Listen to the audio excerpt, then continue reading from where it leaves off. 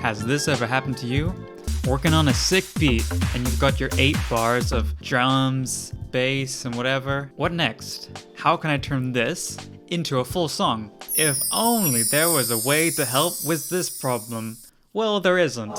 Until now. I said I was gonna do it. In my last video at the end, I mentioned the idea of taking an existing project file and using the patterns inside to build out a full track arrangement. The cool thing about this is that it would keep all the synths and notes and any effects you have all intact. Not only does it rearrange the contents of your project file, but it can also give you prompts on if new sounds should be added or if there should be a variation in a certain pattern. And it currently works for both Ableton and FL Studio. So let's go check it out.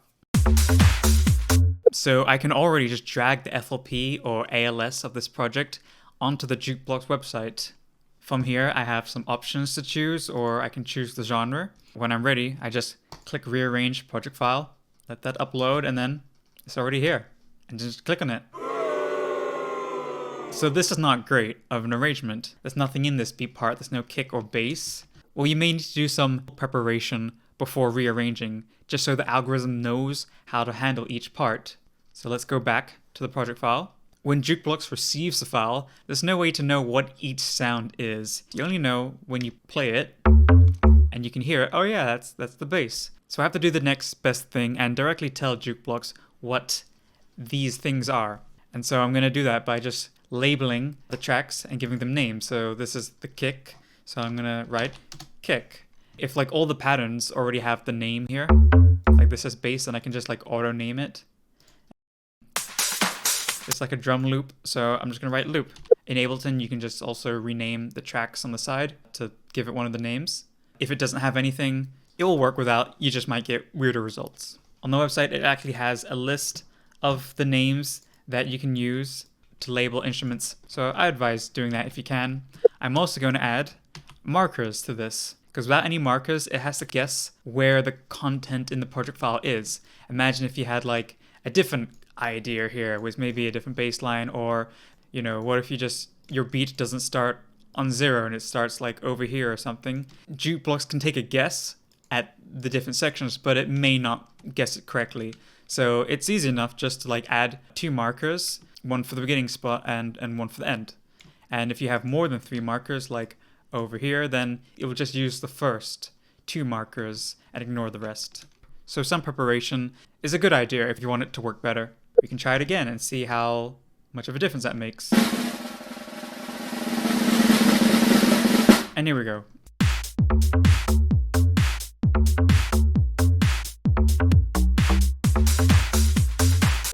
And now for Ableton, this one has a lot of tracks, a lot of different patterns, and some in groups, some audio, some MIDI, some chopped up. But it'll still work with all these elements. So let's see what happens here. For the intro, it's used the chords, but there's no drums or bass just yet. And then in this break section, a few extra elements come into play, like the clap. And then once we get to the beat section, then the bass and the drums start playing as well. What about these options here? With allow patterns turned off, it will only use the patterns that you give it. But when you enable this option, it can create new patterns where some sort of variation would take place. And the color will change to help highlight that. So we got like this new kick here, and then I don't know, I'll just add like a little variation in the kick pattern.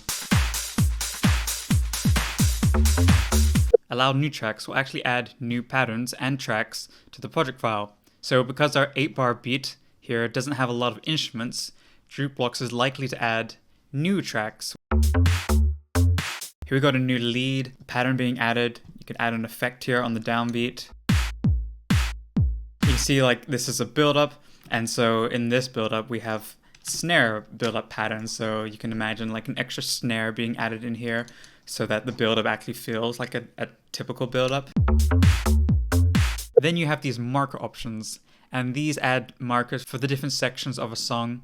If you turned on the detailed option, you turn simpled off, then you'll get a lot more markers.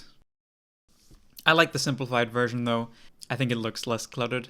Include muted clips. We'll use any muted clips inside the area you're working with. It's kind of weird if you have like a muted track and then this is the track that gets arranged out. So by default, this is off unless you really wanted that on. And then keep original arrangement. Normally, you just get like an entirely new arrangement and wipes everything else away in the playlist. Let's say this was like multiple other ideas here and that you didn't want to like lose. It'll still keep this and then it'll just rearrange the new stuff all on the right. So then this is the new arrangement.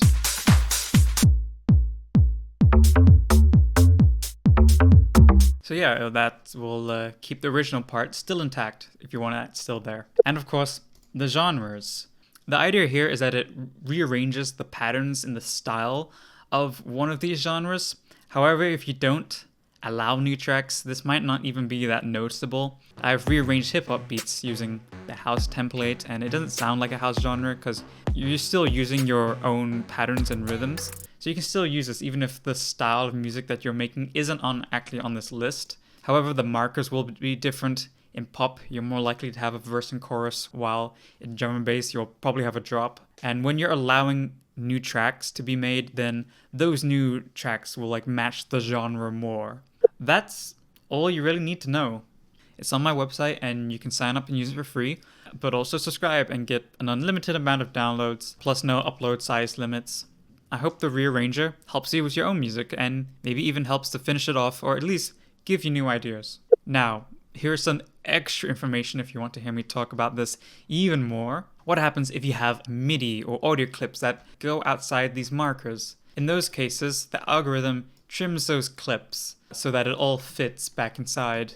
In Ableton, I haven't found a solution for rearranging automation because if there are nodes outside of this area, then it needs to sort of interpolate between the 2 points, and that gets even more complex when there's a curve involved, so at the moment I just ignore automation. However, in FL Studio, automation is just like a regular clip, so that works fine.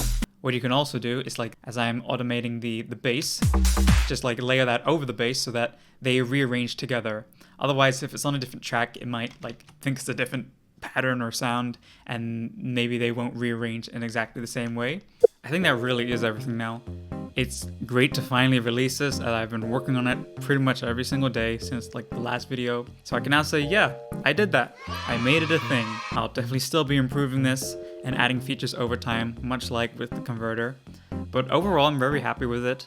And I'm curious to see what like everybody else thinks of it and if it's like a helpful tool for everybody else. What is the next move for Jukeblocks? I still want to add so many more genres too, so I think that's what I'll finally get around to doing. Thank you for watching, especially people who use Jukeblocks and even subscribe.